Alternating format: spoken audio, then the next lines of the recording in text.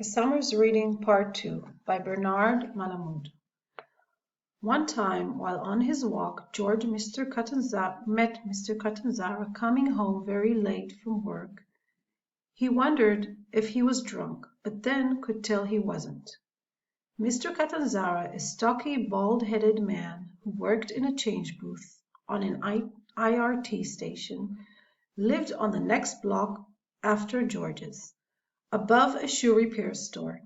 Nights during the hot weather he sat on his stoop in an undershirt reading the New York Times in the light of a shoemaker's window. He read it from the first page to the last, then went up to sleep.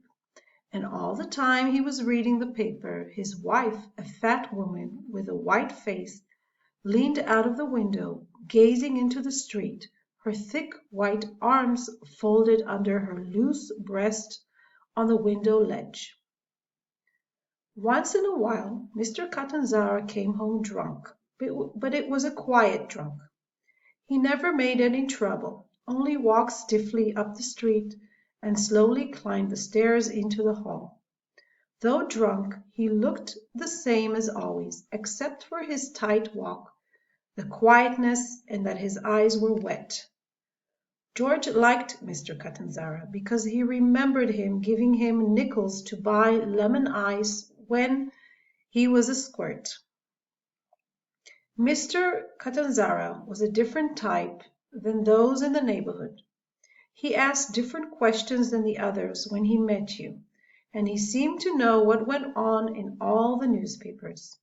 He read them as his fat, sick wife watched from the window. "What are you doing with yourself this summer, George?" Mr. Catanzaro asked. "I see you walking round at nights." George felt embarrassed. "I like to walk. What are you doing in the day now?" "Nothing much just right now. I'm waiting for a job." Since it shamed him to admit he wasn't working, George said, "I'm staying home, but I'm reading a lot to pick up my education." Mr. Catanzaro looked interested. He mopped his hot face with a red handkerchief. "What are you reading?" George hesitated, then said, "I got a list of books in the library once, and now I'm going to read them this summer." He felt strange and a little unhappy saying this, but he wanted Mr. Catanzaro to respect him. "How many books are there on it?" "I never counted them. Maybe around 100. Mr. Catanzaro whistled through his teeth. "I figure if I did that," George went on earnestly, "it would help me in my education. I don't mean the kind they give you in high school. I want to know different things than they learn there, if you know what I mean." The changemaker nodded. "Still and all, 100 books is a pretty big load for one summer." "It might take longer. After you're finished with some, maybe you and I can shoot the breeze about them," said Mr. Catanzaro. "When I'm finished," George answered. Mr. Catanzaro went home and George continued on his walk. After that, though he had the urge to, George did nothing different from usual. He still took his walks at night, ending up in the little park. But one evening the shoemaker on the next block stopped George to say he was a good boy, and George figured that Mr. Catanzaro had told him all about the books he was reading. From the shoemaker it must have gone down the street, because George saw a couple of people smiling kindly at him, though nobody spoke to him personally. He felt a little better around the neighborhood and liked it more, though not so much he would want to live in it forever.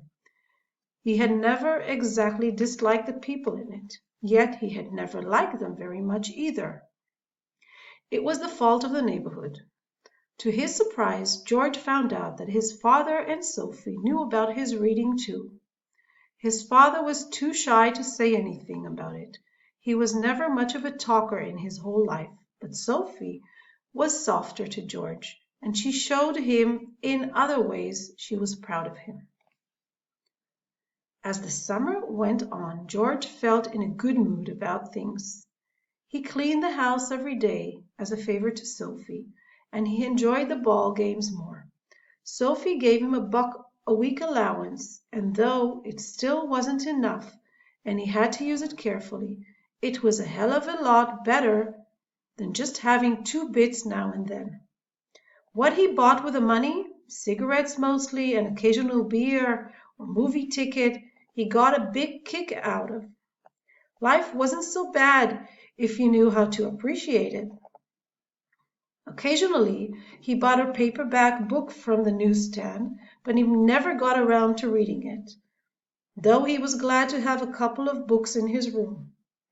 But he read thoroughly Sophie's magazines and newspapers, and at night was the most enjoyable time because when he passed the storekeepers sitting outside their stores, he could tell they regarded him highly. He walked erect, and though he did not say much to them, or they to him, he could feel approval on all sides. A couple of nights he felt so good that he skipped the park at the end of the evening. He just wandered in the neighborhood, where people had known him from the time he was a kid, playing punch ball whenever there was a game of it going. He wandered there, then came home and got undressed for bed, feeling fine. For a few weeks he had talked only once with Mr. Catanzara, and though the change-maker had said nothing more about the books, asked no questions, his silence made George a little uneasy.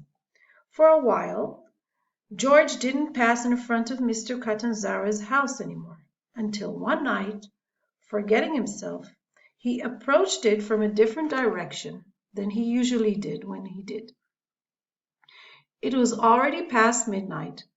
The street, except for 1 or 2 people, was deserted, and George was surprised when he saw Mr. Catanzara still reading his newspaper by the light of the street lamp overhead.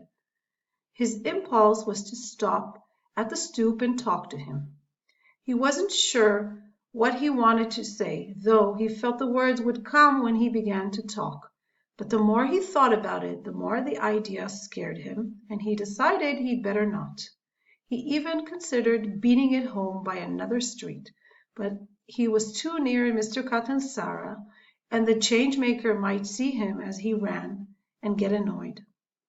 So George unobtrusively crossed the street, trying to make it seem as if he had to look in the store window on the other side, which he did, and then went on uncomfortable at what he was doing.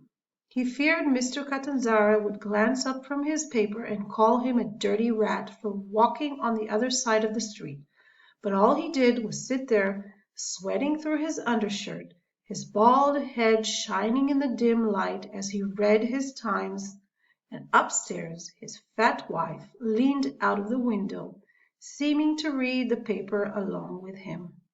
George thought she would spy him and yell out to Mr. Catanzara, but she never moved her eyes off her husband.